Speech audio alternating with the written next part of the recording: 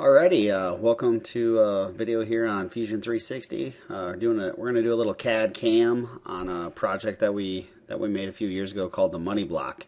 Pretty cool little project. We can kind of make it your own. It's going to look like this, but again, our dimensions can change based on the stock that we have. So we got a little different material this time. It's 440 Ren, which is a little different than basically a lot of times we call it modeling board. So that's what we're going to use to make this thing. So I'm going to have you guys kind of follow along with me and input some stuff. So first thing we want to do is we want to get into open up Fusion 360 and then go ahead and make sure that your name's showing here in case you're in a different team. Go ahead and I think I'm going to go ahead and create a new folder, and it's going to be called the Money Block, just in case I want to put multiple parts inside of here. So inside this Money Block folder, looks like we're good to go. We're going to go ahead and hit New Design. Alrighty, looks like I had a couple up there. I'll go close that one out. All right, let's get rocking here. First thing we're gonna do is gonna start a new sketch. We'll sketch that thing on the top plane.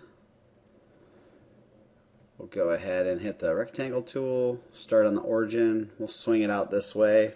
I'm going to grab a tape measure. You might need to measure your block that you get from your teacher, but it's going to be 3, and then I use the tab key on the keyboard if you're using that. Otherwise you can click over in that box, and this is going to be 2.25. So 3 by 2.25. I hit enter, and then that goes ahead and kind of accepts that rectangle in there. I'm going to hit finish sketch. I'm going to use the extrude feature. I'm just going to click and drag this thing up, and you can see it says 0.8 right now, but it's actually what I'm measuring right here is 1 5/16 of an inch. So I'm going to go ahead and type that in, 1 space 5/16, enter.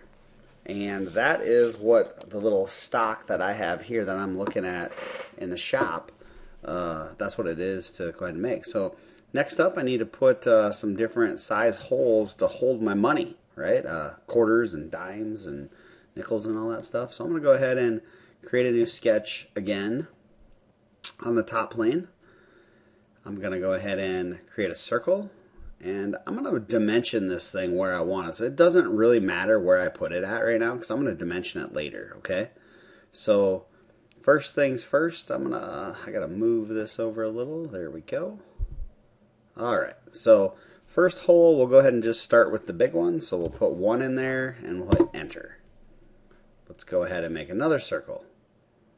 Again, doesn't really matter where it goes, all right? That's not critical by any means. Let's go ahead and put the next, let's go ahead and put a 0.73, enter, and another circle. Again, doesn't matter where it goes. We'll put in a 0.90, enter, another circle. That'll be 0.85.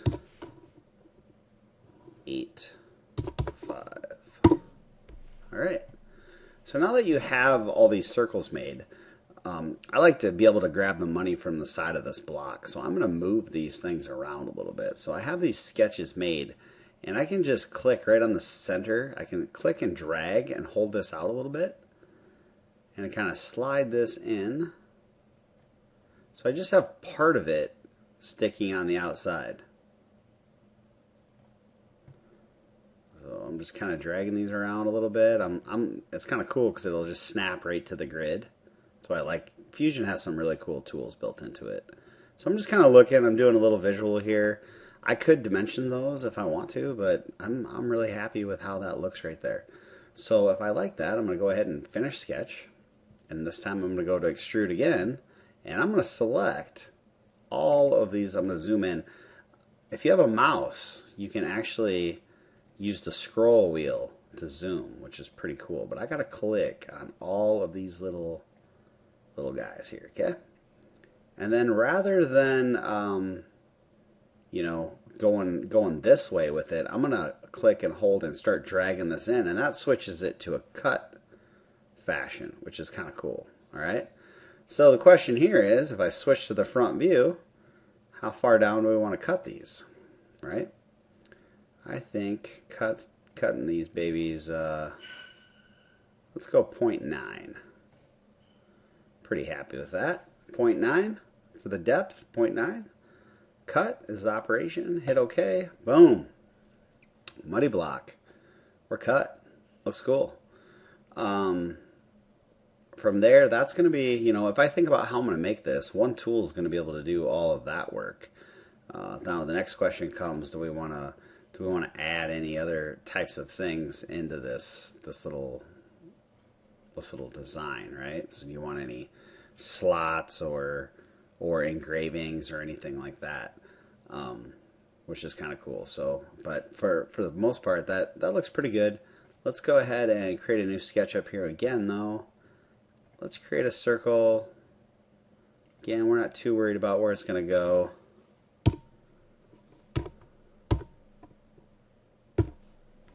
.550. 0.550. Enter. So what I'm doing with this circle here is the end mill that we're using is going to be a 1/2 inch end mill. So I'm just curious how much room I would have if I wanted to put like a little slot in here. And I'm not going to have a lot of room if I do that.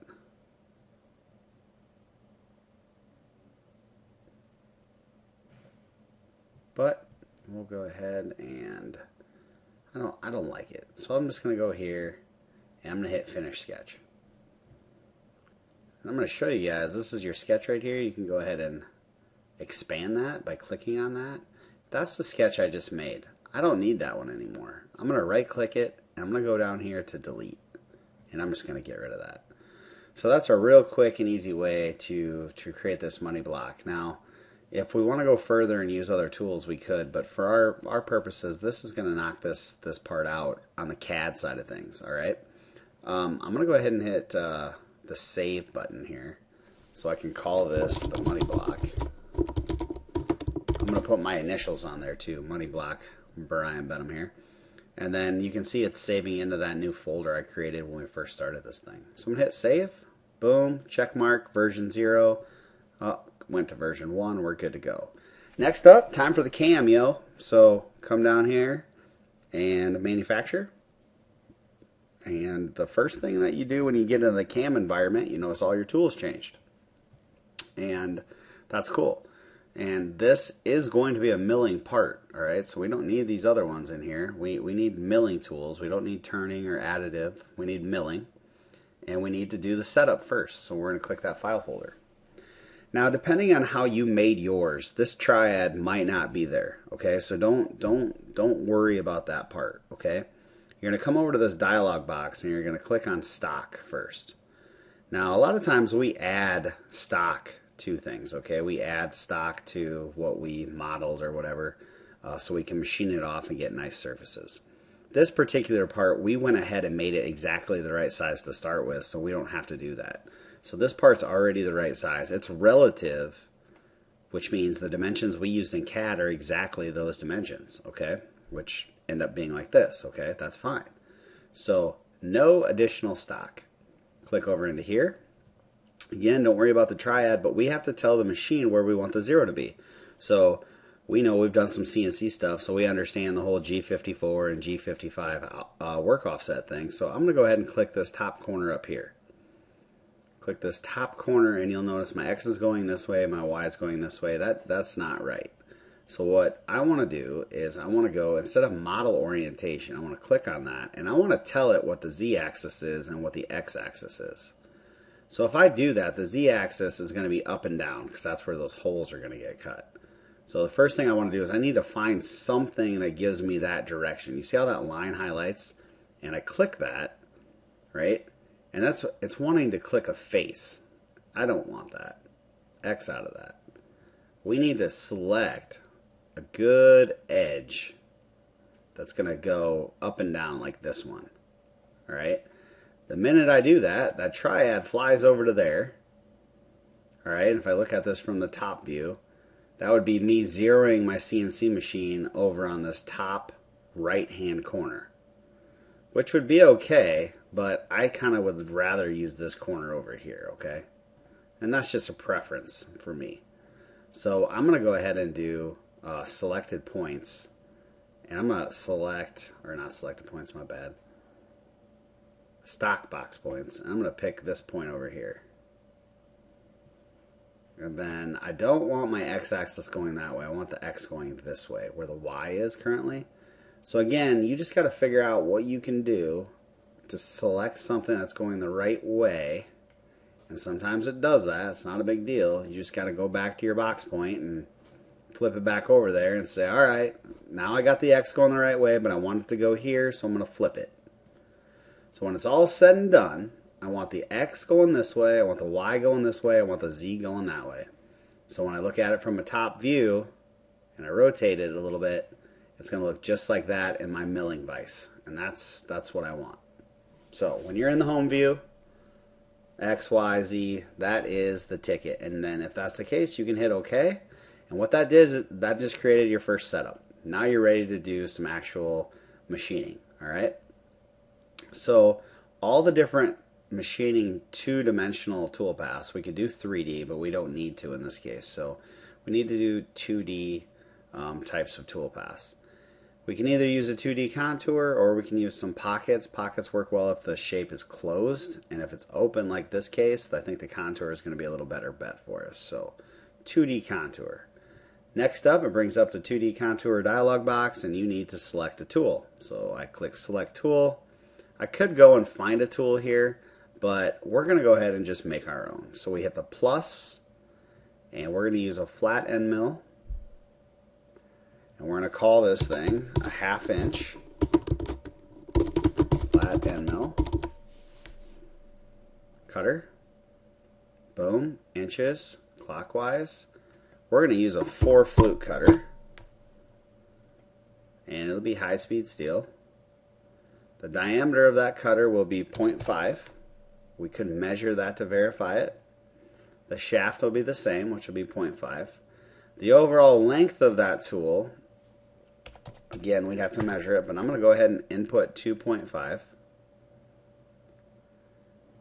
And I'm going to put the length below the holder as 2.5.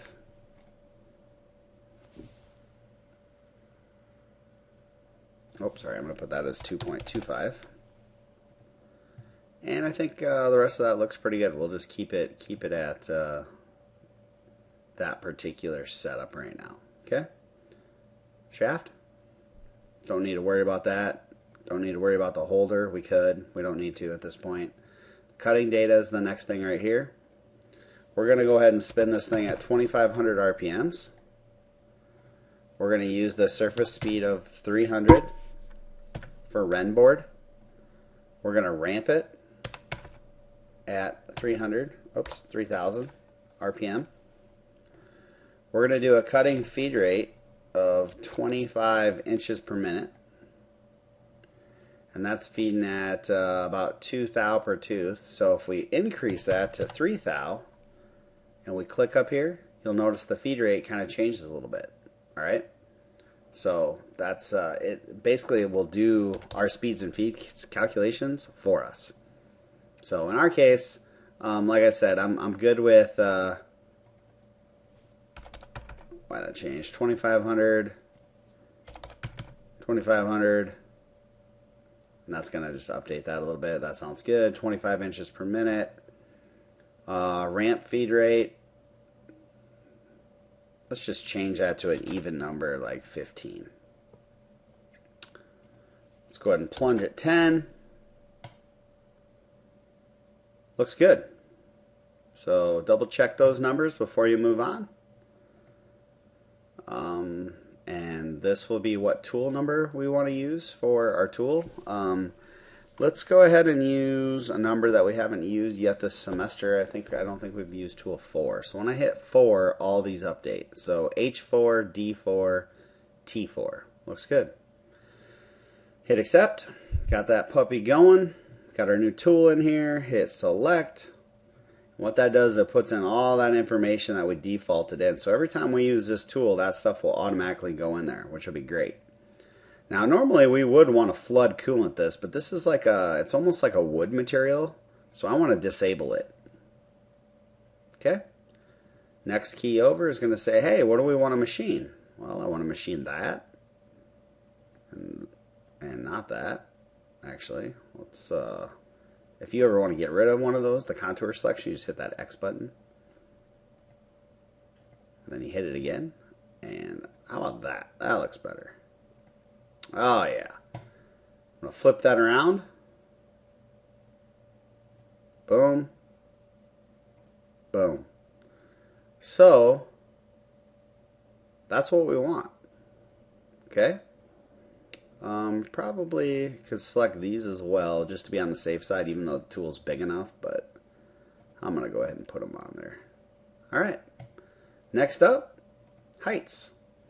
So this is where these usually default. I'm going to hit front here. These usually default to kind of what I call pretty good numbers, okay? So the top height is blue, that's what we want. The feed height is also comes from the top, which is what we want. And then these start to offset, or I'm sorry, a little like 200, 200, 400 is the distances there. Now for the bottom height is basically where we're going to cut down to. So what I like to do is I like to put selection here, and I like to actually say, hey, that's how far I want to go. And those are all the same, so it brings that thing down, that cutting plane down to there, and that's where we want to be. Next tab over is passes. So this is where we can say, you know, do we want to take multiple depths? How do we want to cut these things in here? All right, I'm going to go ahead and skip over that to start with and switch over to this last one. And this is where we can kind of lead in and lead out of the part, or we could ramp. And ramp is kind of cool because it brings the tool down at like a helical type of format, so it moves left and right, and it kind of angles its way down into the cutting, so the cutting tool is never being like pushed directly into the part. And on hard metal, that really makes a big difference, but you know, this isn't hard material, so we could probably get away with a pretty steep ramp ankle. So let's change that to 5, and we'll go ahead and hit OK and see what we get. So if you see how this works, it's going to spiral in here at 5 degrees as it cuts that out. And what'll be kind of fun is just to see what this thing looks like. So now that I have these tool paths and everything goes, let's just kind of simulate what this is going to look like. So over here in Actions, you can go to Simulate tab, and you can make sure that the stock button is turned on, so that way it turns it green, at least green on mine. And then you can go ahead and hit play, and it's going pretty fast, so you can click and change that a little if you want to. See how it does that.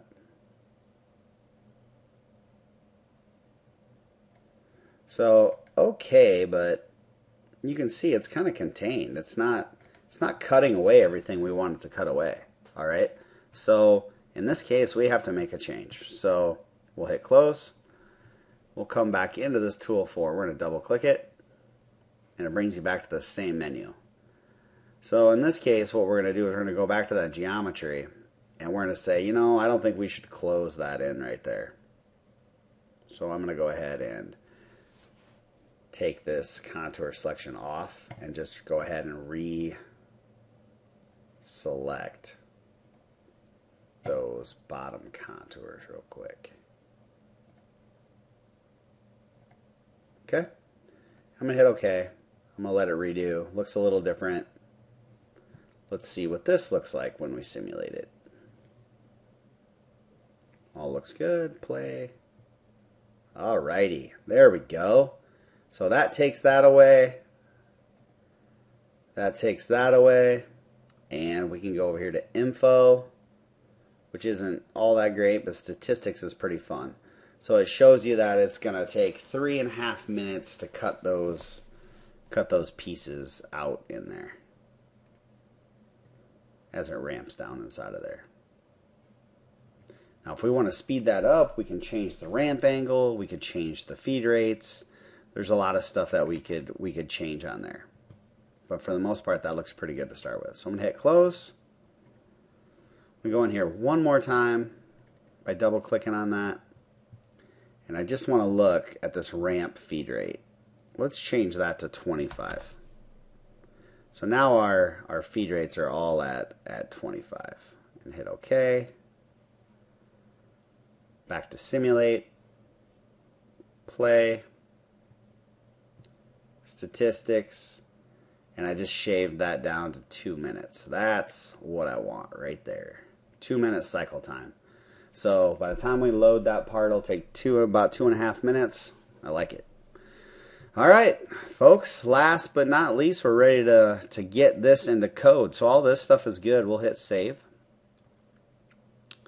We'll call this user saved, but we'll just call it V2. That's the cam stuff we did. And now we're going to come up here to post-process. And this is where we find the machine that we're going to use to actually make it with. So if you guys look out in the shop, you'll see that our machines are called Tormachs. So you got to find one that says Tormach Path Pilot. We're not turning. We don't want that one. Just a Path Pilot. There we go. Looks good. We don't need to, if we want to name this, we could name or number, program comment. You can put in your name in here. That way you know it's your program and it's ready to go. And then you can hit post. Doesn't matter where you save it at because we're going to actually save it onto a jump drive anyway, right? We got to save this to a jump drive so we can get it to the machine. So I'm just going to hit save right away. Not exactly sure what that means, to be honest with you. It's a new one here. And it looks like it's not very happy at the present time. So let's give it a second. I just hit OK there.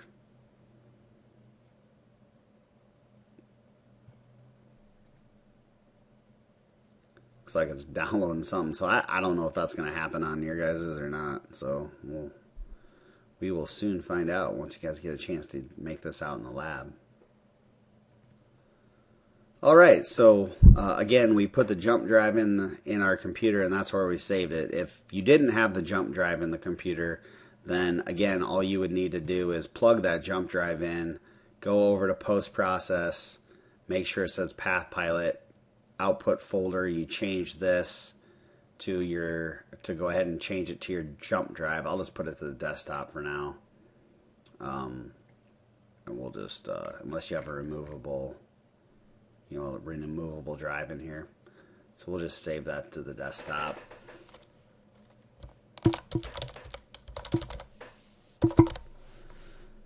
Boom.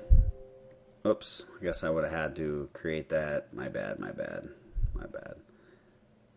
Anyway, we'll just make sure that goes to the jump drive, okay? And then post that code. Once it does, you'll notice you'll be able to look at it. So here it is for me. Here's my code. And this just created all your G&M code that you needed for tool 4, spindle speeds, on, coolants, off right here, M8, M9. And that's all the G&M code to run it.